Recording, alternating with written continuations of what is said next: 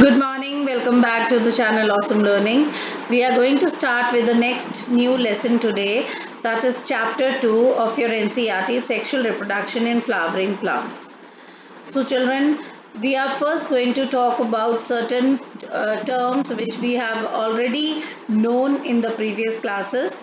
We all know that all flowering plants are come under the category of angiosperms, and basically they show sexual reproduction. Flower are the basic sites of sexual reproduction. They are actually the reproductive part of a plant. Now there are many hormonal and structural changes going on in a plant which will give rise to a differentiation, and because of those differentiation few cells will develop into floral primordium, and these floral primordium will give rise to buds, and then the buds will give rise to a flower.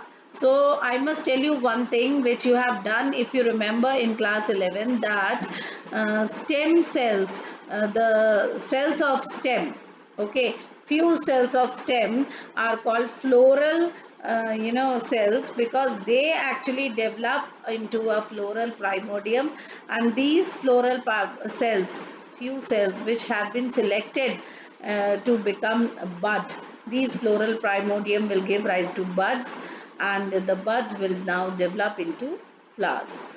So let's start with the structure of a flower. So as you see, basic structure of a flower has two parts, or the reproductive structure of a flower has two parts. One is the androecium, which is the male part, and the other one is the gynoecium, the female part. Other two whorls of flower, which are actually corolla, made up of petals, collection of petals, and calyx, the collection of sepals. They are the vegetative part of flower, and the reproductive part of flower are only these two, the androecium and the gynoecium. Androecium is the male part of the reproductive flower, and it has consist of collection of, you can say, whorl or collection of stamens. Now the length of the stamen and the number of the stamen will be variable in various species. It depends upon the type of flower and the species. So how much long the stamens will be and what will be the number of stamen, that depends upon the various types of species. Then stamen has two parts. The first part of stamen is the filament, which is the green portion here shown to you, and the upper part of the stamen is the anther, as you see here, and anther are the ones which will bear pollen grains inside them. So filament is a long and slender stalk, as you see, and its proximal end is attached to the thalamus of or the petal of a flower. So this is thalamus. This one is thalamus. You see the proximal end is attached either to the petal or to the thalamus. Here all these are stamens. All these are stamens. You can see there are so many. Okay, and the stamen has two parts. One is the anther and the other one is the filament. Now, anther, which is the most important male reproductive part, terminal, that means at the top, and typically, this is very important, bilobed. Now, why are they saying it as bilobe? If you see it, there are two lobes present here. I'll just zoom it for you. You see there are two lobes. This is lobe number 1, and this one at the back is lobe number 2. So there are two lobes present, that is why it is called bilobed. Okay, I hope this is now clear to all of you. So as you see, what they say is they are terminal. Anther is placed terminally, that is at the top, and it is bilobe. Each lobe has two thecas. Now you have to mark my words carefully. Each lobe has two thecas, and because there are two thecas present, so we use the term dithecous. So they can ask you one marker question: why is the anther termed to be dithecous? So you can say the answer is that each lobe of anther is divided into two thecas, and hence we use the term dithecous. So you see, this one is the one lobe, and at the back there is the second lobe, and you see there are two thecas. This lobe is also having two thecas, and at the back also they are having two thecas. So all in all there should be four thecas, because there are two lobes and each lobe has two thecas. So all in all there will be four thecas. Okay. Often a longitudinal groove. Now you see there is a longitudinal groove also shown here. This is the longitudinal groove. Okay. Runs lengthwise, separating the two thecas. So longitudinal groove will separate lengthwise, they will separate the two thecas. So this is quite important. That is, anther is terminally placed. It is bilobed. Each lobe is having two thecas. That is why we use the term dithecous. Okay, often a longitudinal groove runs lengthwise, separating the two thecas. I hope this is quite clear to all of you. Now transverse section. Now if we cut an anther transversely, now this children, this is a longitudinal cut.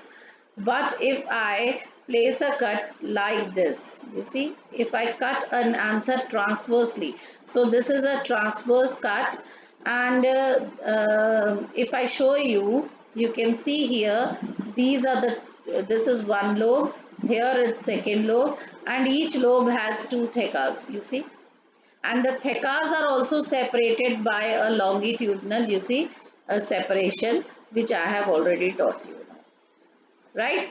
So the anther is tetragonal structure. Tetra, why? Because four, you see, four corners. Tetragonal structure of four microsporangia. Now you see, four microsporangia, these are the microsporangias. There are four microsporangias located at the corners, two in each lobe.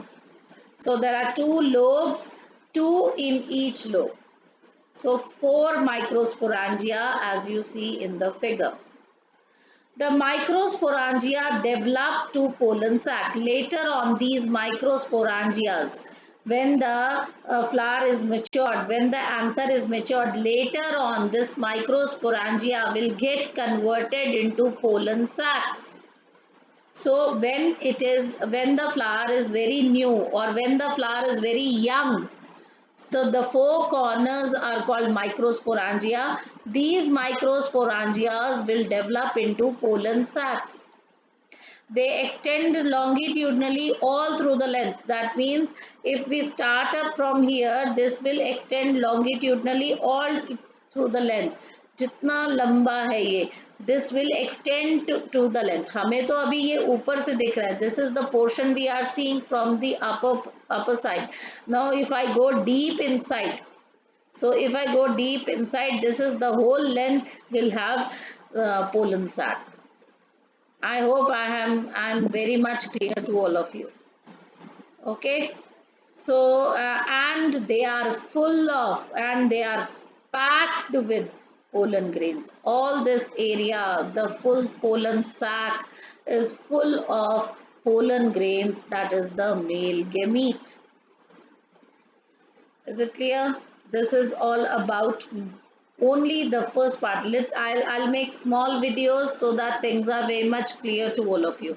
Again, I'll put a revision. I'll do a little bit of revision that the male part is androecium. It has two main parts, filament and anther. Filament is a long, slender stalk, and its proximal end or the base end is attached to the thalamus or the petal of the flower, and to the terminal end of the filament is attached anther, which is bilobed, because there are two lobes and each lobe is having two thecas, so there could be four thecas, and the thecas are also separated by longitudinal groove lengthwise.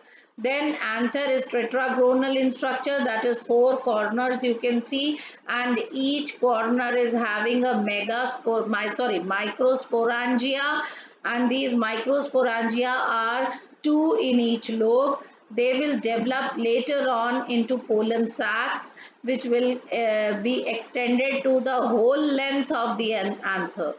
And this pollen sac is full of, or it is packed with pollen grains. So I hope this much portion is all clear to all of you.